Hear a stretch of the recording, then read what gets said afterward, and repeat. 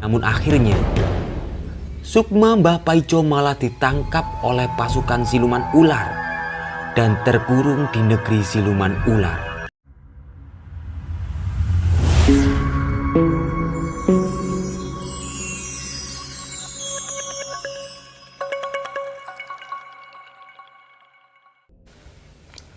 Sebuah kisah tentang dukun sombong yang dikurung di alam siluman ular akhirnya menjadi gila.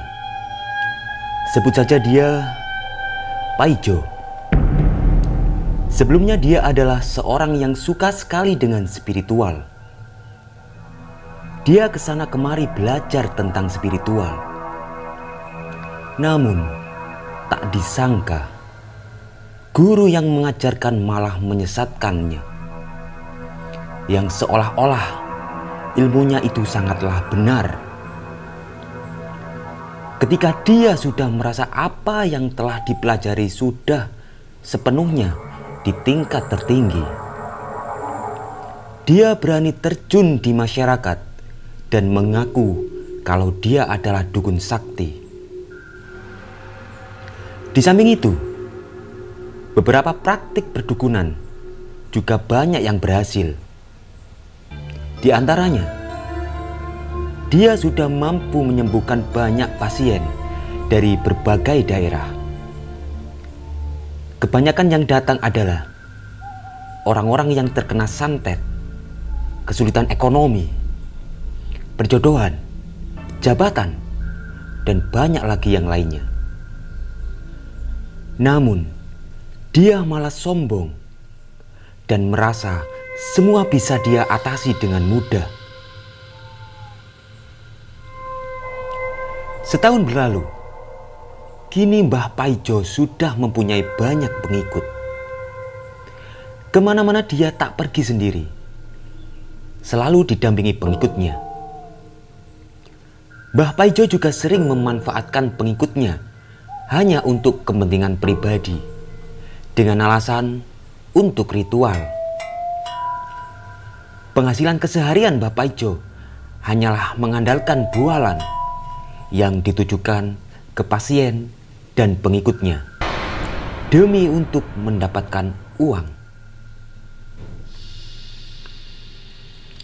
Di suatu ketika, ada pasien yang mengalami sebuah permasalahan yang sangat aneh. Pasien ini mengatakan kalau rumahnya sering didatangi ular. Bahkan terkadang ular ini berkepala manusia. Pasien ini ketakutan dan jarang sekali pulang ke rumah. Bahkan rumahnya pernah mau dijual, tapi tidak laku-laku. Sampai-sampai pasien ini lebih memilih kontrak rumah daripada tinggal di rumahnya sendiri. Mbah Paijo yang sok sakti dan bisa mengatasi semuanya, dia menyombongkan diri kalau mampu mengusir siluman ular yang mengganggu pasiennya. Dia juga sumbar kalau tak ada makhluk gaib yang bisa mengalahkannya. Pasien pun percaya dengan ceritanya dan juga cerita yang dikatakan pengikutnya Mbah Paijo. Mbah Paijo pun meminta persyaratan untuk meminta uang kepada pasien yang nominalnya cukup mahal, dengan alasan sebagai mahar membeli perlengkapan ritual yang tidaklah murah, biar hasil yang maksimal, kata Mbah Paijo. Dengan keterpaksaan, pasien pun menyetujuinya. Akhirnya, Mbah Paijo beserta pengikutnya pergi ke rumah pasien yang sering didatangi siluman ular. Di situ Mbah Paijo mencium aura negatif dari siluman ular yang ada di rumah itu. Ternyata di rumah itu terdapat pintu gerbang untuk menuju alam lain, yaitu alam kerajaan siluman ular. Setelah mengetahui yang sesungguhnya. Mbah Paijo sebenarnya takut. Namun, dia tak mau terlihat takut di depan pasien dan pengikutnya. Seketika itu, Mbah Paijo mencoba melawan dan menutup pintu gerbang gaib yang berada di rumah itu. Yang akhirnya muncul Raja Siluman Ular dan banyak ular menghajar Mbah Paijo. Akhirnya Mbah Paijo kalah dan terluka. Mbah Paijo yang terluka meminta waktu kepada pasien untuk menyelesaikan pekerjaannya di kemudian hari. Mbah Paijo juga beralasan kalau penyakitnya kambuh dan bukan dari serangan Raja Siluman Ular. Beberapa hari kemudian, setelah kondisi Mbah Paijo membaik, dia kembali untuk melawan Raja Siluman Ular.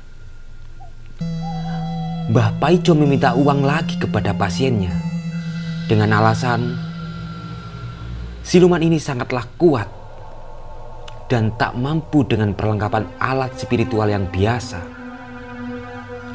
Akhirnya pasien pun memberikan uang itu. Mbah Paijo beserta pengikutnya berangkat untuk melawan siluman ular, yang akhirnya mereka berhasil menangkap siluman ular.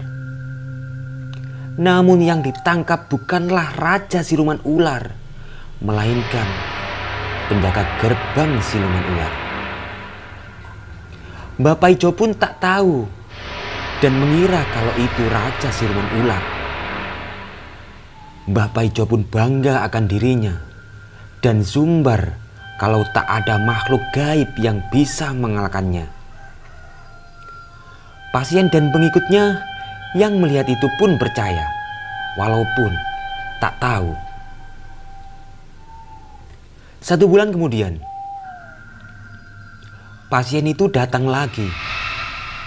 Namun, kali ini dia merasa ditipu oleh Mbah Paijo karena rumahnya masih sering didatangi ular. Pasien ini datang dengan membawa perangkat desa untuk menangkap Mbah Paijo. Akhirnya Mbah Paijo didatangi warga yang meminta kejelasan tentang pasien yang ditipunya. Mbah Paijo pun menyangkal kalau dia tak menipu dan mau membuktikan kalau siluman ular itu ada.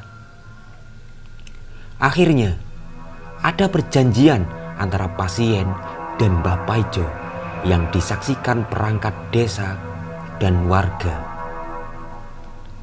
Kalau Mbah Paijo mampu menangkap Raja Siluman Ular. Beberapa hari kemudian, tanpa sepengetahuan orang-orang, Mbah Paijo mencoba nekat melakukan ritual sendiri untuk menangkap Raja Siluman Ular. Namun akhirnya sukma Mbah Paijo malah ditangkap oleh pasukan siluman ular dan terkurung di negeri siluman ular. Dan kini hanyalah tinggal jasad yang hidup seperti orang tidak waras atau gila. Akhirnya perjanjian itu untuk menangkap siluman ular pun gagal karena Mbah Paijo malah menjadi orang gila. Bahkan sekarang hidupnya pun terlantar, tak ada yang mengurusi. Pengikutnya pun pergi menjauhi Mbah Paijo. Sungguh malang nasib Mbah Paijo. Semoga kita semua termasuk orang-orang yang berhati-hati dalam belajar ilmu, dan termasuk orang yang memegang teguh tentang kebenaran. Karena kebenaran yang hakiki tak pernah merusak diri maupun lingkungan.